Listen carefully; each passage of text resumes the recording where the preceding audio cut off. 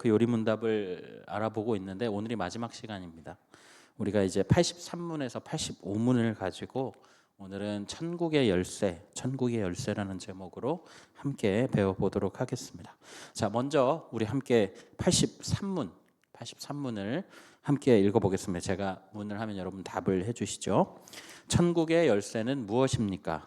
거룩한 복음의 강설과 교회의 권징인데 이 두 가지를 통합하여 믿는 자에게는 천국이 열리고 믿지 않는 자에게는 닫힙니다. 네, 지난 시간에 기억이 나시는지 모르겠습니다. 지난 시간에 82문을 마무리하면서 이 천국의 열쇠가 무엇이다? 천국의 열쇠가 거룩한 복음의 강설과 교회의 권징이라고 하는 두 가지 열쇠가 있다라고 말씀을 드리고 말씀을 마무리를 지었던 그런 기억이 있는데요. 오늘은 이 복음의 강설과 교회의 권징이 무엇인지, 어떻게 우리가 이것을 받아들이고 또 어떻게 행해야 되는지에 대해서 또 배워보도록 하겠습니다. 일단 우리가 83문에 대해서 공부를 하기에 앞서서 그렇다면 천국은 무엇이고 열쇠는 무엇이냐라고 하는 것에 대해서 좀 알아보아야 합니다. 여러분, 질문 드리겠습니다. 천국이 뭐죠? 천국? 네. 대답을 바라고 한 건 아닙니다. 천국이라고 하는 것은 많은 사람들이 이렇게 생각합니다. 이 천국하면 이 세상을 떠난 후에 가는 곳. 예, 맞습니다. 그것도 천국 맞는데 기본적으로 성경에서 천국이라는 단어를 이야기할 때 우리가 이렇게 인식을 하면 좋습니다. 하나님이 다스리는 영역. 예수님이 나의 왕이 되셨다라고 내가 복음을 받아들이고 예수님이 나의 왕이 되셨다. 성령님께서 우리의 마음에 임재하셨다라고 얘기를 하면 우리 마음이 곧 천국이 되는 겁니다. 예수님의 몸된 교회 역시도 그 안에 예수님의 임재가 경험되어졌다라고 하면 그것이 바로 천국입니다. 이게 바로 성경이 얘기하는 천국이라는 개념인데요. 그런데 하이델베르크 요리 문답을 보면 그런 천국에 열쇠가 있다라고 이야기합니다. 여러분, 열쇠가 뭐 할 때 쓰는 거죠? 나갈 때는 문을 잠그고 잠겨 있을 때는 문을 여는 게 바로 열쇠입니다. 오늘 83문의 답을 보면요, 거룩한 복음의 강설과 교회의 권징이 이 천국의 열쇠다라고 말하고 있죠. 종합해서 얘기하면 이런 겁니다. 거룩한 복음의 강설과 교회의 권징을 통해서 천국 문이 열릴 수도 있고 닫힐 수도 있다라는 말이죠. 그렇다면 우리가 여기서 의문이 생깁니다. 거룩한 복음의 강설은 도대체 무엇인가? 교회의 권징은 도대체 무엇인가? 우리가 하나씩 좀 살펴보고자 하는데요. 먼저 우리가 이 복음의 강설이라는 것에 대해서 살펴보겠습니다. 자, 강설이라고 얘기를 하면 이 강설이라고 하는 단어는 전 대충 의미는 어느 정도는 이해를 했었는데 어떻게 이해를 했냐면 강의와 설교를 이야기하는 거구나 이렇게 생각을 했어요. 근데 정확한 뜻은 이렇습니다. 학문이나 어떤 도리에 대한 주제를 토론하고 설명하다라는 의미가 있더라고요. 그러니까 이게 이렇게 좀 자세하게 좀 들여다보면 이 말씀을 연구하고 그 말씀에 대해서 풀어서 이야기하는 것들을 이야기하니까 우리가 조금 더 가깝게 이해를 하려면 설교와 비슷하다라고 생각을 하시면 돼요. 그래서 이 설교, 말씀을 전하고 또 그 말씀에 대해서 강론을 하는 것에 대해서 우리가 이렇게 이해를 하시면 좋을 것 같은데요. 목사님들이 매주 하시는 그게 바로 설교입니다. 그렇다면 이 설교가 천국의 열쇠가 된다라는 말이 되는데 왜 그 말씀이 천국의 열쇠가 될까요? 우리가 좀 시간을 거슬러서 우리가 본 적은 없지만 늘 듣고 또 읽은 적은 있는 에덴 동산으로 한번 가보시죠. 여러분, 에덴 동산에서 아담과 하와가 누렸던 것들이 무엇이냐라고 물어본다면 로마서에서는 이렇게 얘기합니다. 의와 평강과 희락. 의라고 하는 이 말은요, 바른 관계를 이야기합니다. 원래 에덴 동산에서 인간과 하나님의 관계가 바로 이 의, 옳은 관계, 바른 관계였다라는 거예요. 인간은요, 하나님이 자기 형상대로 만드신 반려 피조물이라고 볼 수 있죠. 성부와 성자와 성령님, 그 하나님들이 교제하시던 그 사랑의 교제를 자기 피조물과 하기 위해서 만든 존재가 바로 사람입니다. 그리고 그 존재와 누리던 그 관계가 올바른 관계였기 때문에 평강, 즉 마음과 또 삶의 이 평안함, 이것과 또 희락, 기쁨으로 이어지게 되었다라는 거죠. 그런데 문제가 생깁니다. 죄로 인해서 그 존재와의 그러니까 올바른 관계가 깨어지게 되는 것이죠. 당연히 이 올바른 관계가 깨졌으니 평강과 희락이 함께 깨져버린 겁니다. 다시 얘기하면 천국에서 쫓겨났다라고 보시면 돼요. 그런데 하나님이 그 절절한 사랑이 있으시기 때문에 사람을 그 상태로 두기를 원하지 않으십니다. 그래서 누굴 보내시죠? 여러분, 목사가 질문을 하면 넷 중에 하나입니다. 하나님, 예수님, 성령님, 교회. 뭘까요? 예수님. 다 아시면서, 그죠? 예수님을 보내시잖아요. 예수님께서 어디에 달리시죠? 십자가에 달려서 돌아가시면서 우리의 모든 죄를 다 짊어지시고 죽으십니다. 그리고 나서 3일 만에 부활을 하시잖아요. 그래서 이 하나님과의 바른 관계, 의가 회복이 되는 겁니다. 그럼 의만 회복되었을까요? 아니요. 평강과 희락도 함께 다시 회복되게 됩니다.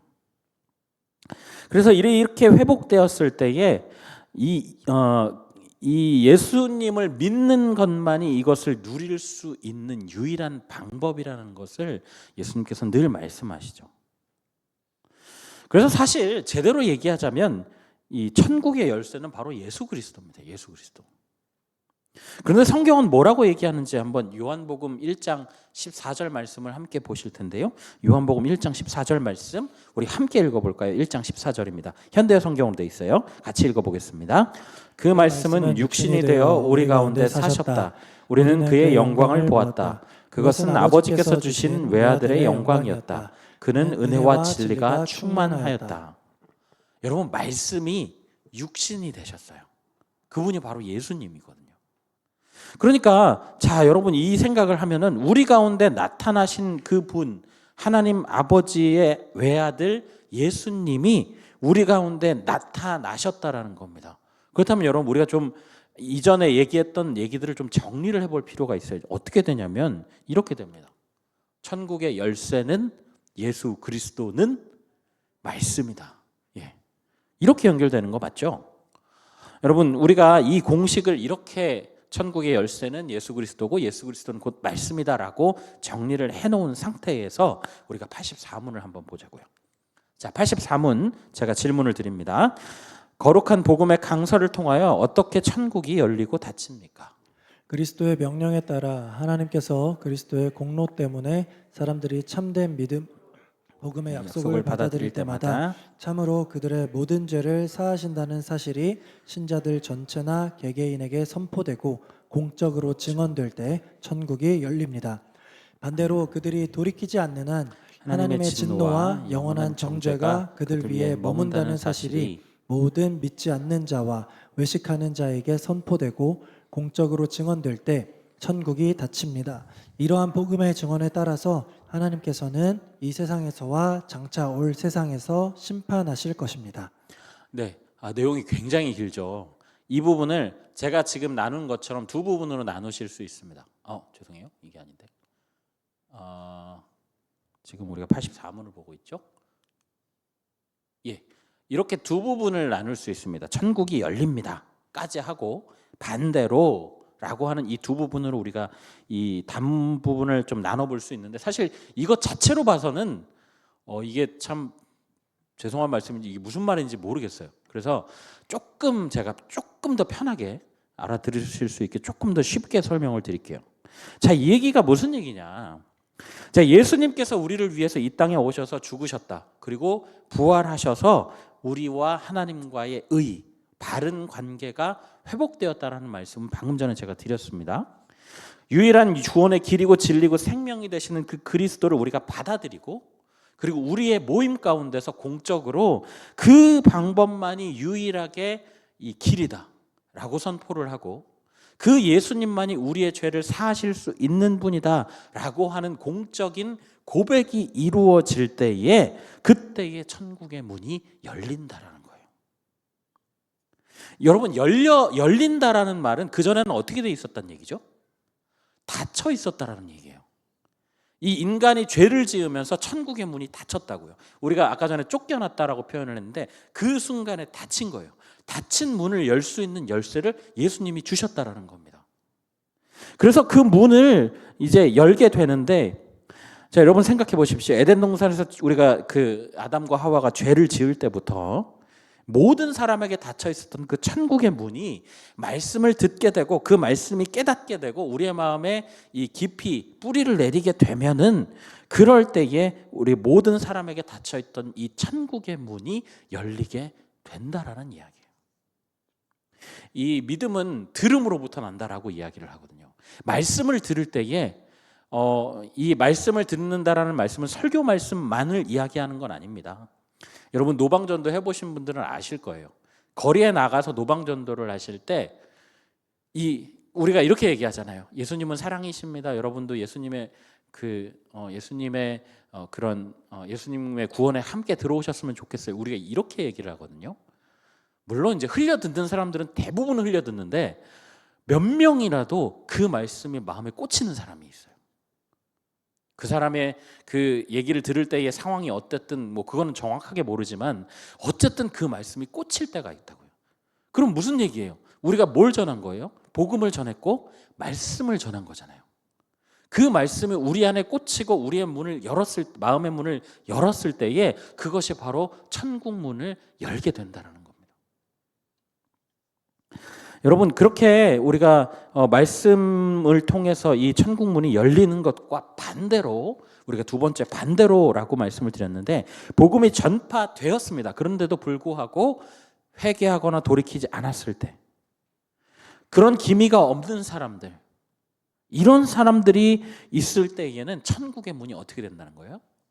닫혀버린다는 거예요. 여러분, 예수님이 다시 오실 때에 뭘 하시냐? 이렇게 천국의 문을 열어 젖힌 자와 이 말씀을 듣고 순종하여서 마음의 문을 연 사람과 그렇지 않은 사람으로 가르시게 되어 있다는 겁니다. 여러분, 그러니까 말씀이 얼마나 중요한 거예요. 이 말씀을 듣고 우리가 마음을 열게 되면 우리가 천국의 문을 열 수도 있고, 말씀을 듣고도 마음의 문을 그대로 굳게 닫고 있으면 복음이 들어갈 틈이 없다라는 것이죠. 닫혀있는 이 문을 열 수 있는 유일한 키가 뭐냐면 예수 그리스도입니다. 예수 그리스도께서 우리에게 은혜를 주셔서 우리의 마음을 여시면 우리가 구원을 얻는다. 천국의 문을 열 수 있다라는 거죠. 이 84문의 내용이 그런 내용입니다. 그래서 말씀이 굉장히 중요한 거예요. 자, 그렇다면 두 번째입니다. 천국의 열쇠. 두 번째가 뭐죠? 권징이라는 거예요. 권징. 제가 85문의 질문을 드리도록 하겠습니다. 교회의 권징을 통해서 어떻게 천국이 닫히고 열립니까? 그리스도의 명령에 따라 그리스도인의 이름을 가진 자가 교리나 생활에서 그리스도인답지 않을 경우 먼저 형제로서 거듭 권고할 것입니다. 그렇지만 자신의 오류나 악행에서 돌이키기를 거부한다면 그 사실을 교회, 곧 치리회에 보고해야 합니다.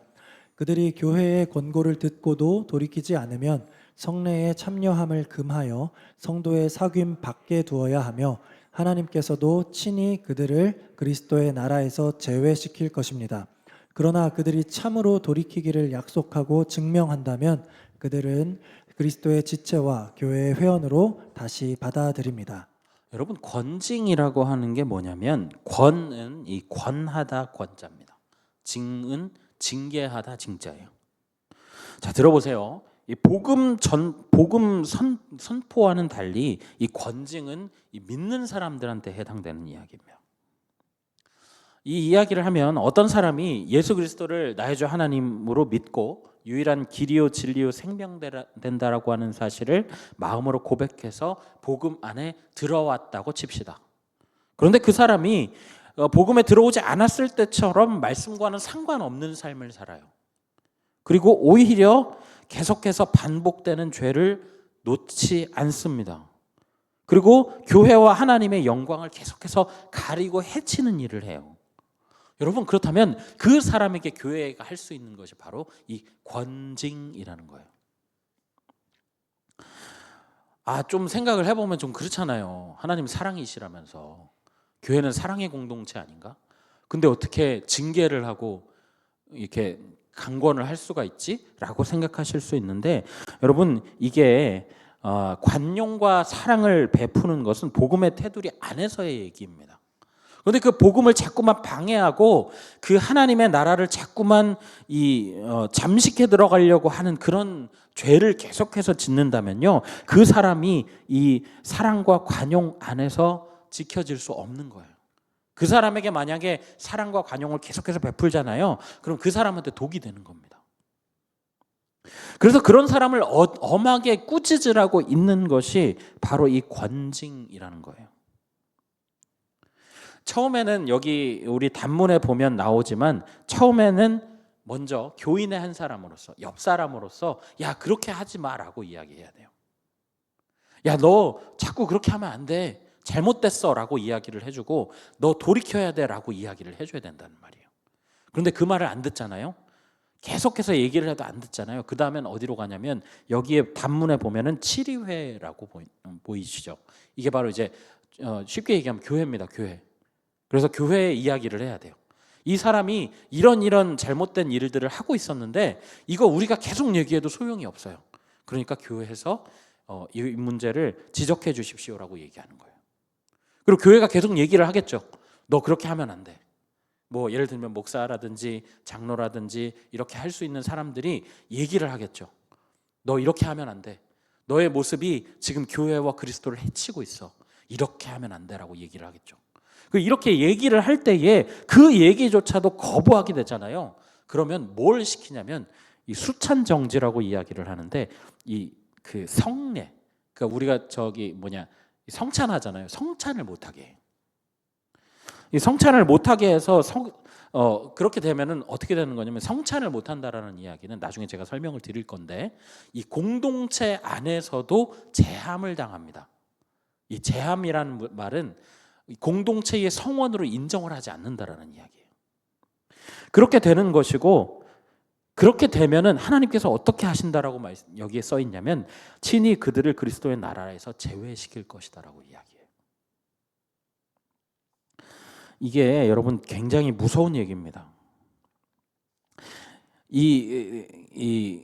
그 권징의 절차를 계속해서 진행을 해서 수찬 정지까지 갔을 때에 그 뒤에 어떻게 하냐면, 이 사람이 만약에 본인이 정말로 뉘우치고 회개했다라고 하면 그 회개를 받아주고요. 그리고 그 회개의 내용들을 어떤 방법을 통해서 검증을 합니다. 그리고 검증을 한 이후에는 다시 성원으로 받아주게 돼 있어요. 이게 이제 권징의 모든 절차인데, 여러분, 그런데 한국 교회가요, 이 부분을 굉장히 못합니다. 이게 좀 특이한 부분이에요. 이 한국 교회가 이 대부분은 뭘로 연결이 되어 있냐면, 사람과 사람대로 연결이 되어 있잖아요. 그걸 이제 흔히 우리가 얘기하는 인맥이라고 얘기를 하기도 하고, 그래서 사람을 따라서 교회에 오고, 그리고 친한 사람, 정말 본이 될 만한 사람을 따라서 오잖아요. 근데 문제가 뭐냐면, 이렇게 뭔가 교회에서 영향력을 발휘할 수 있는 사람, 예를 들면 굉장한 유명한 사람, 이런 사람들이라든지, 아니면 굉장히 11조를 많이 아는 사람, 그리고 교회 안에서 이 관계의 핵심이 되는 그런 사람들 있잖아요. 이런 사람들에게 한국 교회가 이 권증을 못하는 거예요. 왜냐하면 이 사람을 잘못 건드렸다가는 교회의 평판이 떨어져요. 이 사람 잘못 건드리면 11조가 갑자기 확 줄어버립니다. 이 사람 잘못 건드리면 교회의 관계들이 깨져버려요. 그러면 교회가 어떻게 하냐면, 이 사람의 잘못된 행동에 대해서 지적을 못하고 움츠러듭니다. 얘기를 못하는 거예요. 여러분, 이렇게 어떤 권위를 가지고 어떤 능력을 가지고 있는 사람들을 자꾸 쉬쉬하고 자꾸 이렇게 권징을 안 하다 보니까 이 권징이 무서운 걸 몰라요. 여러분, 이 수찬 정지라고 하는 게 굉장히 무서운 말입니다. 우리 오늘 본문 마태복음 18장 18절 봤잖아요. 너희가 땅에서 매면 하늘에서 매일 것이고 땅에서 풀면 하늘에서도 풀리리라고 말씀을 하셨잖아요. 이게 무슨 얘기냐면 교회 안에서 관계가 문제가 생겼잖아요. 권징을 해야 될 문제가 생겨서 교회 안에서 권징을 했다면, 그렇다면 아까도 말씀드렸다시피 교회 안에서 관계가 깨진다라는 이야기인데, 그 깨진 관계를 하나님이 기억하신다라는 거예요. 그리고 하나님께서 친히 자신의 그 나라에서 제외시키신다라는 겁니다. 이게 얼마나 무서운 일인지를 잘 모르는 사람들이 참 많아요. 성찬이 뭡니까? 떡하고 잔을 가지고 예수님의 피와 살이 임재함을 경험하는 시간이잖아요. 그런데 그 상황에서 제외됐다? 아니면 하나님의 말씀하신 그 공동체 위에서 제외됐다? 여러분, 이것은 심각한 문제입니다. 요즘 한국 교회에서 잘 이루어지지는 않지만 만약에 한국 교회에서 이런 일이 생겼다 그러면은 이렇게 얘기합니다. 야, 교회가 여기밖에 없냐? 내가 딴 교회 가면 되지. 더러워서 내가 이 교회는 안 다닌다. 아, 뭐 그거 가지고 그렇게 난리야. 내가 떠나면 그만이야. 이렇게 얘기를 하는데, 여러분, 그 사람이 어느 교회에 가서 전에 있던 교회가 있었는데요, 그 교회에서 약간 관계적인 문제가 있어서 제가 그 교회를 떠나게 되었습니다, 이렇게 얘기해서 그 교회를 속일 수는 있어요. 그런데 누구는 못 속여요? 하나님은 못 속여요. 하나님이 기억하신다고요. 권징이라고 하는 게 이렇게 중요한 겁니다. 근데 여러분, 우리가 지금 천국의 두 가지 열쇠를 배웠잖아요. 거룩한 복음의 강설, 그리고 권징. 이 두 가지를 이야기했는데, 여러분, 이 두 가지의 목적이 공통점이 하나 있습니다. 그게 바로 뭐냐면 회복이라는 거예요. 회복. 여러분, 이게 말씀 안에 있으면서도 말씀을 따르지 않으려는 사람, 그리스도와 교회의 이름 가운데 먹칠하는 사람을 망신 주고 공격하는 게 목적이 아니라는 거예요. 그걸 통해서 뭘 한다고요? 다시 그리스도의 말씀 가운데, 교회 가운데 거룩하게 서게 하는 것이 목적이에요. 회복되게 하는 게 목적이라고요. 오늘날은 이게 절대적인 어떤 권위가 많이 무너지는 세상이잖아요. 상대적인 세상이라 이 절대적인 것이 사라졌기 때문에 권징을 행하게 되면요, 이렇게 얘기합니다. 야, 네가 뭔데 나한테 이래라 저래라 해? 이렇게 반발을 하고, 조금이라도 이 말씀으로 좀 아픈 곳을 좀 찌르면 재수없다, 기분 나쁘다, 이렇게 하면서 교회를 나가는 사람들이 참 많이 있습니다. 그러나 여러분, 목사와 교회가 성도 한 명이 떠나는 것을 두려워해서 권징 내리기를 망설이고, 시대의 흐름에 따라서 말씀을 통해서 어떤 책망이나 꾸지람보다는 위로와 사랑에 대해서만 설교한다면, 여러분, 그 목사는, 그 교회는 한 사람의 성도를 영영 잃어버리는 큰 죄를 범할 수도 있다는 것을 알아야 된다는 거죠. 여러분, 그래서 목사는 선지자적인 아픔을 안고 선교에 나서야 됩니다. 말씀을 전할 때에 그 말씀이 혹 내가 전하기가 좀 거북한 말씀, 하나님께서 심판에 대해서 계속해서 말씀하시는 그런 말씀이다 할지라도 선지자적인 아픔을 가지고 복음을 전해야 돼요. 그리고 교회는 그 교회의 그 성도의 영혼을 위해서 단호한 권징을 행해야 되는 것입니다. 여러분, 말씀의 목적이 무엇인지 디모데후서 3장 16절에 나와 있거든요. 우리 이 말씀 함께 읽어볼까요? 디모데후서 3장 16절입니다. 모든 성경은 하나님의 감동으로 된 것으로 교훈과 책망과 바르게 함과 의로 교육하기에 유익하니. 여러분, 하나님 분명히 사랑의 하나님 맞습니다. 그런데 그 하나님의 사랑 속에 공의도 포함되어 있고, 그리고 자녀를 다시 회복시키기 위한 사랑의 매도 포함이 되어 있습니다. 히브리서 12장에 6절에서 8절까지 좀 길긴 한데 제가 한번 읽어드릴게요. 주께서 그 사랑하시는 자를 징계하시고 그가 받아들이는 아들마다 채찍질하심이라 하였으니 너희가 참음은 징계를 받기 위함이라. 하나님이 아들과 같이 너희를 대우하시나니 어찌 아버지가 징계하지 않는 아들이 있으리요. 징계는 다 받는 것이거늘 너희에게 없으면 사생자요 친아들이 아니니라. 여러분, 남의 아이가 잘못된 행동을 한다고 해서 그 잘못된 행동을 매로 고치려는 이웃 이 부모님은 없습니다. 자기 아이가 잘못되려고 할 때 매를 들고서라도 이 아이가 올바른 길로 갈 수 있도록 때려서라도 돌려놓으려고 하는 거죠. 하나님이 우리를 바라보는 시선이 딱 이렇습니다. 돌아와라. 돌아오지 않으면 내가 매를 쳐서라도 너를 돌려놓겠다. 왜? 사랑하니까. 좀 과장된 이야기를 하겠습니다. 아이가 칼을 들고 놉니다. 부모가 어떻게 해야 될까요? 칼을? 네, 뺏어야죠. 그런데 안 뺏기려고 버텨요. 어떻게 해야 되죠?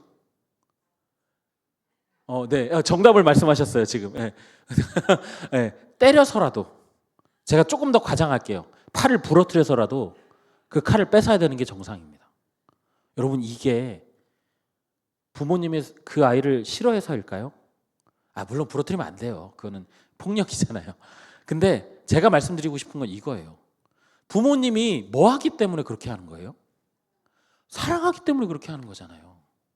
여러분, 이것을 잘 기억하셔야 돼요. 그래서 교회 안에 권징이 필요한 거예요. 교회 안에 말씀으로 채찍질하는 게 필요한 거예요. 가끔씩 어떤 권사님들 말씀 끝나면 그런 얘기 하시는 분들이 있어요. 어떻게 목사님 나한테 CCTV를 설치한 것도 아니고 내가 그런 마음의 불편함이 있었는데 그거를 하여튼 찌르시냐고. 여러분, 그런 말씀도 받아들일 줄 알아야 합니다. 여러분, 우리가 천국의 두 가지 열쇠에 대해서 배웠어요. 거룩한 복음의 강설, 설교와 또 권징에 대한 이야기를 듣고 여러분 어떤 생각이 드십니까? 요즘 참 이 설교가 아주 찾기가 쉽잖아요. 검색만 하면 다 나오는 시대. 어느 목사님 유명하다 하면 또 그 목사님 찾아서 듣고. 근데 여러분, 자기 귀에 맞는 말씀만 들으려고 하지 마세요. 여러분 귀에 달콤한 말씀 많이 있습니다. 꿀송이보다 단 그런 말씀들 많이 있어요. 위로의 말씀도 있고 사랑을 전하시는 말씀도 분명히 많이 있습니다. 그런데 말씀은 그것으로만 구성되지 않거든요. 이 자녀를 제대로 돌려놓기 위한 책망의 말씀도 많이 있습니다. 여러분, 말씀을 너무 달콤한 말씀으로만 드시려고 하지 마세요. 만약에 위로에 대해서만 설교하는 설교자가 있다면 여러분, 그 교회를 떠나십시오. 올바른 설교자가 아니에요. 긍정적인 얘기만 하는 설교자 있습니다. 예전에 그 미국에 유명하신 분 있죠. 누구죠? 갑자기 이름이 생각이 안 나네. 그 굉장히 유명하신 분 있어요.